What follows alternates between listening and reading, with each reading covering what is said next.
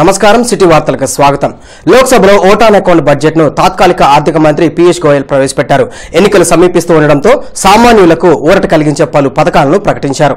వేతన జీవులకు 5 లక్షల వరకు ఆదాయ పన్ను పరిమితిని పెంచుతున్నట్లు పీయూష్ గోయల్ చెప్పారు. దీంతో పాటు సన్న చిన్నకారు రైతులకు ప్రధానమంత్రి కిసాన్ సమ్మాన్ నిధి కింద ఏడాదికి 6,000 రూపాయలు ఇచ్చేలా పథకం రూపొందించినట్లు పీయూష్ తెలిపారు. అలాగే అసంఘటిత కార్మికులకు 3,000 రూపాయల పింఛను వచ్చేలా కొత్త పింఛన్ పథకంను ప్రవేశపెడుతున్నట్లు చెప్పారు. అంగన్వాడీ టీచర్లకు 50% వేతనం పెంచుతున్నట్లు తెలిపారు.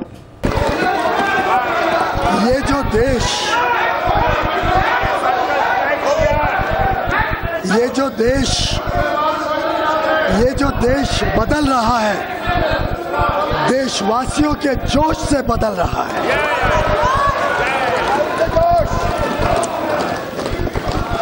उसका श्रेय और उसका यश उन्हीं को जाता है, भारत की जनता को जाता है। हमारी सरकार के कार्यकाल में विकास एक जन आंदोलन बन गया है।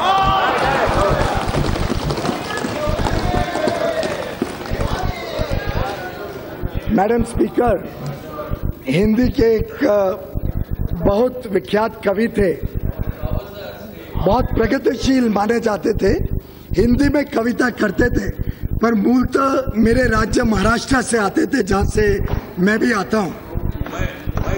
मराठी भाषी थे। उनकी एक कविता की मात्र 2 पंक्तियां आपके समक्ष रखना चाहता हूं, सिर्फ 2 पंक्तियां। एक पांव रखता हूं, एक पांव रखता हूं, 1000 राहें फूट पड़ती हैं।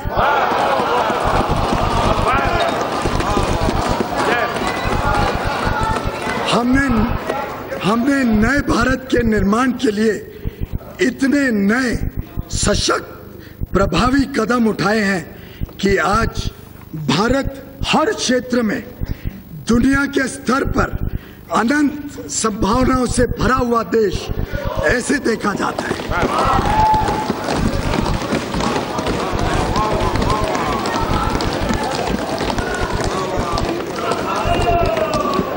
हम ఏపీకి న్యాయం చేయాలంటూ తెలుగుదేశం పార్టీ ఎంపీలు పార్లమెంటు ఆవరణలో నిరసన తెలిపారు. ప్రత్యేక హోదాతో పాటు విభజన హామీలను అమలు చేయాలని డిమాండ్ చేశారు. ఎంపీలంతా నల్ల దుస్తులతో కేంద్రానికి వ్యతిరేకంగా నినాదాలు చేశారు.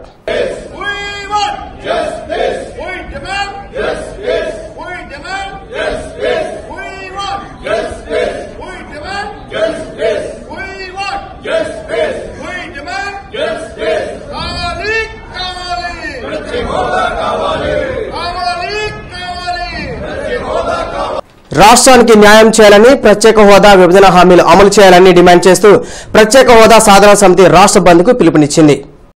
ఇందులో భాగంగా అసెంబ్లీలో కేంద్రం తీరుపై చర్చ పెట్టారు. సీఎం చంద్రబాబుతో సహా టీడీపీ ఎమ్మెల్యేలు నల్ల చొక్కాలతో అసెంబ్లీకి వచ్చారు.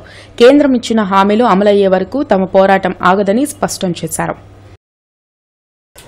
ఏపీకి ప్రత్యేక హోదా కోరుతూ జిల్లాలో చేపట్టిన బంద్ ప్రశాంతంగా జరిగింది. ప్రత్యేక హోదా విభజన హామీల సాధనా సమితి ఆధ్వర్యంలో చేపట్టిన బంద్ ప్రభావంతో దుకాణాలు, విద్యా సంస్థలు, ప్రభుత్వ, ప్రైవేట్ కార్యాలయాలు మూతపడగా రవాణా వ్యవస్థకి కొంత ఆటంకం ఏర్పడింది.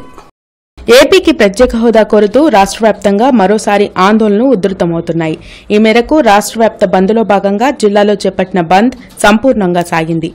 ఉదయం నుంచే రోడ్లపైకి చేరుకున్న ఆందోళనకారులు ఆర్టీసీ బస్టాండ్ వద్ద బస్సుల రాకపోకలను అడ్డుకున్నారు. అదేవిధంగా నగరంలో భారీ ప్రదర్శనలు చేపట్టి నిరసన వ్యక్తం చేశారు. బంద్కి సహకరిస్తూ వ్యాపారస్తులు దుకాణాలు మూసి సంఘీభావం తెలిపారు. అదేవిధంగా ప్రభుత్వ, ప్రైవేట్ కార్యాలయాలు మూతపడగా విద్యా సంస్థలకు స్వచ్ఛందంగా సెలవులను ప్రకటించారు. జనసంచారంతో నిత్యం రద్దీగా ఉండే రహదారులు బంద్ ప్రభావంతో బోసిపోయాయి.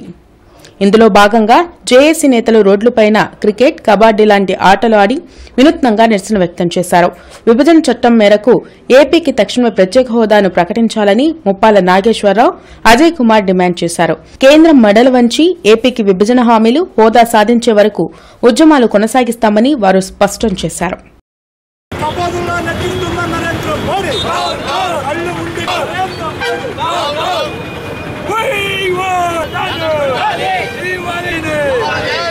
उत्तरांध्र राज्य प्रत्येक पैटर्न चंडी राष्ट्र बंद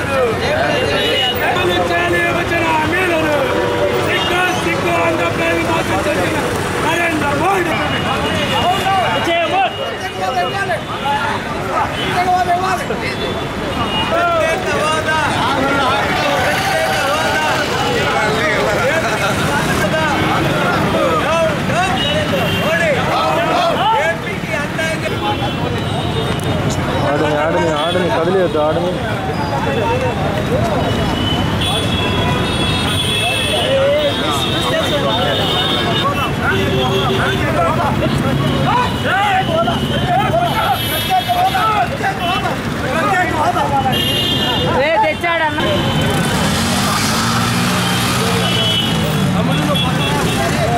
రాజా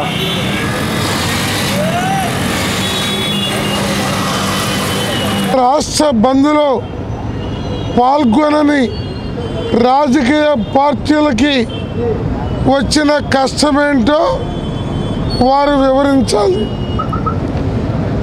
చాలా రాజకీయ పార్టీలు ప్రత్యేక హోదా కోసం మేము గొంతులు కోసుకుంటాం, మెడలు కోసుకుంటాం, మేమే దానికోసమే పుట్టామని చెప్పిన రాజకీయ పార్టీలు ఈరోజు జరిగే ప్రత్యేక హోదా విభజన హామీల సాధన సమితి ఇచ్చిన బంధుకి దూరంగా ఉండాలంటే కేంద్ర ప్రభుత్వం అన్నా నరేంద్ర మోడీ అన్నా భయపడుతున్నారని నేను అడుగుతూ ఉన్నాను. 5 కోట్ల ఆంధ్రుల కన్నా నరేంద్ర మోడీ యొక్క కటాక్షం మీకు ఎక్కువ అవసరం ఉందా అని నేను అడుగుతున్నాను. 13 జిల్లాల్లో ప్రత్యేక హోదా సాధన సమితి సిపిఐ నేతృత్వంలో బంద్ కార్యక్రమం అత్యంత జయప్రదంగా కొనసాగుతూ ఉన్నది. ప్రత్యేక హోదా సాధన కోసం విశాఖలో రైల్వే జోన్ కోసం, కడపలో స్టీల్ ఫ్యాక్టరీ కోసం, విభజన హామీల అమలు కోసం, వెనుకబడిన ఉత్తరాంధ్ర రాయలసీమ ప్రత్యేక ప్యాకేజీ కోసం, ఉగ్గురాజపట్నం ఎయిర్పోర్టు కోసం, ఓడరేవు కోసం, ఇలా అనేక రకాలైనటువంటి సమస్యల కోసం 4.5 సంవత్సరాలుగా ఉద్యమాన్ని వీరోచితంగా నిర్వహిస్తూ ఉన్నాం. ఏపీకి ప్రత్యేక హోదా కోరుతూ టీడీపీ చేపట్టిన బంద్ విజయవంతమైంది. ఈ మేరకు పార్టీ నేతలు నగరంలో ప్రదర్శనలు జరిపి నిరసన వ్యక్తం చేశారు. ప్రధాని నరేంద్ర మోడీ ఆంధ్రప్రదేశ్ పట్ల వివక్షత చూపుతున్నారని పలువురు టీడీపీ నేతలు ఆరోపించారు. ఈ మేరకు రాష్ట్ర వ్యాప్త బంద్లో భాగంగా నగరంలో ఆందోళన కార్యక్రమాలు జరిగాయి. టీడీపీ బీసీసీఎల్ రాష్ట్ర అధ్యక్షులు బోనబోయిన శ్రీనివాస్ యాదవ్ ఆధ్వర్యంలో గుంటూరులో బంద్ చేపట్టారు. ప్రధాని మోడీకి వ్యతిరేకంగా నినాదాలు చేశారు. విభజన హామీలను అమలు చేయడంలో కేంద్రం పూర్తిగా విఫలమైందని ఈ సందర్భంగా బోనబోయిన పేర్కొన్నారు. సీఎం చంద్రబాబు నేతృత్వంలో మోడీ సర్కార్పై నిరంతరం పోరాటాన్ని కొనసాగిస్తామని ఆయన వెల్లడించారు.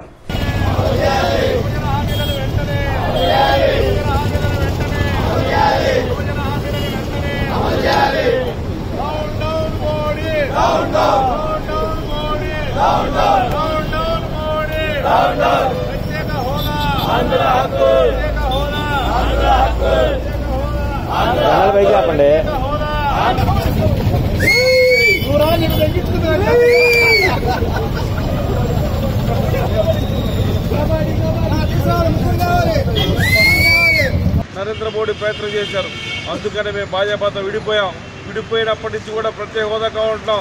రాష్ట్రం ఏర్పడినప్పటి నుంచి ప్రత్యేక హోదా కావాలంటా ఉన్నాం. ఎక్కడా కూడా మోడీకి ఆంధ్రప్రదేశ్పై ప్రేమ లేదు, చిత్తశుద్ధి లేదు. ఈ రోజున ఆంధ్రప్రదేశ్ లోటు బడ్జెట్లో ఉన్నటువంటి ఆంధ్రప్రదేశ్కి ప్రత్యేక హోదా ఇవ్వకుండా, ప్రత్యేక నిధులు ఇవ్వకుండా కూడా కష్టం చేసే దిశగా కేంద్ర ప్రయత్నం చేస్తూ ఉంది. ఈ రోజున వైకాపా పార్టీ భాజపా పార్టీతో కలిసి కుట్రల బండి ప్రత్యేక హోదా రాకుండా నాటకాలు ఆడుతూ అడ్డుపడుతూ ఉంది. ఏపీకి ప్రత్యేక హోదా కోరుతూ కాంగ్రెస్ పార్టీ ఆధ్వర్యంలో నిరసన కార్యక్రమాలు జరిగాయి. ఈ మేరకు రాష్ట్ర వ్యాప్త బంద్లో భాగంగా ఆర్టీసీ బస్టాండ్ వద్ద వాహనాల రాకపోకలను అడ్డుకున్నారు. ఈ కార్యక్రమంలో కాంగ్రెస్ నేతలు వనిగూరి శ్రీనివాసరెడ్డి, సవరం రోహిత్ తదితరులు పాల్గొన్నారు. విభజనతో నష్టపోయిన ఏపీని ఆదుకోవడంలో కేంద్రం విఫలమైందని వారు ఆరోపించారు. ఉద్దేశపూర్వకంగానే ఏపీకి హోదానివ్వడం లేదని వారు పేర్కొన్నారు. రాహుల్ గాంధీ ప్రధాని అయిన వెంటనే ఏపీకి ప్రత్యేక హోదా ఇవ్వడం జరుగుతుందని వారు వెల్లడించారు. మేము కేంద్రంలో ఉన్న బీజేపీ ప్రభుత్వాన్ని ఒకటే డిమాండ్ చేస్తున్నాం. ఆ రోజు యూపీఏ ప్రభుత్వం ఏదైతే పార్లమెంట్ సాక్షిగా విభజన హామీలు నెరవేర్చాలి, విభజన హామీలు పొందుపరచడం జరిగిందో ఆ విభజన హామీలని అదేవిధంగా ఆంధ్రప్రదేశ్కి ఇస్తామన్న స్పెషల్ కేటగిరీ స్టేటస్ని ఇవ్వాలి అని చెప్పేసి డిమాండ్ చేస్తున్నాం. ఈ నెల 3వ తేదీన గుంటూరులో సైకిల్ ఉత్సవం జరగనుంది. ప్రజల ఆరోగ్యాన్ని దృష్టిలో ఉంచుకొని ఫెడరల్ జోన్, స్నాప్ ఫిట్నెస్, ఉన్నతి ఫౌండేషన్ ఆధ్వర్యంలో ఈ సైకిల్ ర్యాలీ చేపడుతున్నారు. సైకిల్ తొక్కడం ద్వారా అన్ని వయసుల వారు ఆరోగ్యంగా ఉండగలరని పలువురు నిపుణులు తెలిపారు. ఈ మేరకు ఈ నెల 3వ తేదీన ఫెడరల్ జోన్, స్నాప్ ఫిట్నెస్, ఉన్నతి ఫౌండేషన్ ఆధ్వర్యంలో గుంటూరులో సైకిల్ ఉత్సవం జరగనుంది. ఈ కార్యక్రమానికి సంబంధించిన టీషర్ట్లను ఆయా సంస్థల ప్రతినిధులు కిరణ్, దీప్తి, గోపాల్, రమ, అజయ్ శుక్రవారం విడుదల చేశారు.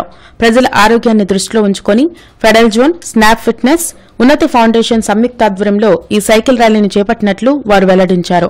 సైకిల్ ఉత్సవంలో అందరూ పాల్గొని విజయవంతం చేయాలని వారు సూచించారు. ఇప్పుడు ఈ ఈవెంట్ వచ్చేసి ఆదివారం ఫిబ్రవరి 3వ తారీఖు ఉదయం 5:30 గంటలకి స్నాప్ ఫిట్నెస్ అని లక్ష్మీపురం మెయిన్ రోడ్లో ఉంది, అక్కడ మొదలవుతుంది. అక్కడి నుంచి లక్ష్మీపురం మెయిన్ రోడ్లో వెళ్ళి మదర్ తెరీసా విగ్రహం దగ్గర నుంచి లెఫ్ట్ తీసుకొని LVR club, Koritipadu, ring road, Gujjanagunda circle దగ్గర మళ్ళీ తీసుకొని మళ్ళీ JKC college, RTO office, NR ring road, అక్కడి నుంచి మన అమరావతి రోడ్లోకి ఎంటర్ అయిన తర్వాత చిల్లీస్ రెస్టారెంట్ దగ్గర మళ్ళీ యూటర్న్ తీసుకొని Rama buildings, lodge centre, 14/1 Arundelpet, federal zone cycle shop దగ్గర ఎండ్ అయిపోతుంది. ఇది మొత్తం డిస్టెన్స్ వచ్చేసేసి 15 కిలోమీటర్స్. ఇలాంటి థింగ్స్ అన్ని ముందుకు తీసుకొని వెళ్ళటానికి మేము ఉన్నతి ఫౌండేషన్ తరఫు నుంచి ఎప్పుడు ముందుకుంటాము. సైక్లింగ్ అనేది చాలా మంచి ఈవెంట్. కిరణ్ గారు కండక్ట్ చేస్తున్నారు. ఐ థింక్ చాలాసార్లు కండక్ట్ చేశారు ఇలాంటివి. సో పిల్లలు 6 ఇయర్స్ నుంచి 75 ఇయర్స్ వరకు ఈ ఏజ్ గ్రూప్ వాళ్ళు ఎవరైనా సైక్లింగ్ చేయొచ్చు. కాకపోతే ఏంటంటే ఈ మధ్యలో 5 ఇయర్స్ చిల్డ్రన్ నుంచి ఏం చేస్తున్నాం, టీవీలు చూస్తున్నారు, ఎక్కువ వీడియో గేమ్స్ ఆడుతున్నారు. బట్ ఇలాంటి కాకుండా సైక్లింగ్ అండ్ ఎక్సర్సైజెస్, ఫిట్నెస్ గురించి మనం అవేర్నెస్ తీసుకొని వచ్చి ఏ ఏజ్ గ్రూప్ వాళ్ళకైనా కూడా సైక్లింగ్ చేయటం అనేది చాలా మంచిది. నాడు కాంగ్రెస్ అశాస్త్రీయంగా రాష్ట్ర విభజన జరిపితే నేడు బీజేపీ తెలుగు ప్రజలను దగా చేస్తుందని టీడీపీ నేతలు మండిపడ్డారు. ప్రత్యేక హోదా ద్వారానే రాష్ట్రాభివృద్ధి సాధ్యమని ఆ పార్టీ నేతలు సుఖవాసి, కనపర్తి, హనుమంతరావు తేల్చి చెప్పారు. హోదా సాధనకై ఎన్ని పోరాటాలకైనా సిద్ధమని చెప్పారు. మోడీ గారి మాటలను మేము నమ్మే పరిస్థితుల్లో లేము. మా ముఖ్యమంత్రి నారా చంద్రబాబు నాయుడు గారు ఢిల్లీకి అనేక సార్లు వెళ్ళి కనీసం మోడీ గారికి ఈ యొక్క మొర వినిపించుకోవడానికి వెళ్ళినప్పుడు కనీసం అపాయింట్మెంట్ ఇటువంటి పరిస్థితులు కూడా చూసిన తర్వాతనే మేము బయటికి రావడం జరిగింది ప్రభుత్వం. ఆంధ్రప్రదేశ్కి ఎటువంటి రైల్వే జోన్ కాదు కదా, చిన్న ఇట్టు కూడా ఉపయోగం జరగలేదు. అన్ని రాష్ట్ర ప్రభుత్వాలకి అందరికీ కేటాయింపులు జరిగింది తప్ప మన రాష్ట్రానికి మొండి చేయి చూపించారు. దీనికి సంబంధించి రాష్ట్ర బీజేపీ నాయకులు, ఎంపీ హరిబాబు గారు పూర్తి బాధ్యత తీసుకోవాలని చెప్పేసి నేను తెలియజేస్తా ఉన్నా. కనీసం పార్లమెంట్లో అయినా ఆంధ్రప్రదేశ్ రావాల్సిన బిల్లులు, ఆంధ్రప్రదేశ్కి ఏవైతే ఉన్నాయి వనరులు, అవిని ఎమ్మటినే పరిష్కరించే మార్గం చూడాలి. లేదంటే ఆంధ్రప్రదేశ్ యావత్ భారతదేశాన్ని కూడా బీజేపీ పార్టీకి గోలీ కట్టడానికి సిద్ధంగా ఉన్నారు. కేంద్ర ప్రభుత్వం అన్ని వర్గాల ప్రజల సంక్షేమానికి పెద్దపీట వేస్తూ బడ్జెట్ ప్రవేశపెట్టిందని బీజేపీ నేత పాండురంగ విఠల్ తెలిపారు. ఐటీ పరిమితి 5 లక్షలకు పెంచుతూ వేతన జీవులకు ఊరట కల్పించారు. కార్మికులకు ప్రమాద బీమా పెంపు, అసంఘటిత రంగ కార్మికులకు పెన్షన్ విధాన అమలు, చిన్న సన్నకారు రైతాంగానికి మేలు చేకూర్చేలా బడ్జెట్ ఉందని ఆయన అభిప్రాయపడ్డారు. కేంద్ర ప్రభుత్వంలో ఉన్నటువంటి ఎన్డీఏ ప్రభుత్వం ప్రవేశపెట్టినటువంటి బడ్జెట్ మధ్యతరగతి, అదేవిధంగా రైతు పక్షపాతి బడ్జెట్గా కనపడుతున్నది.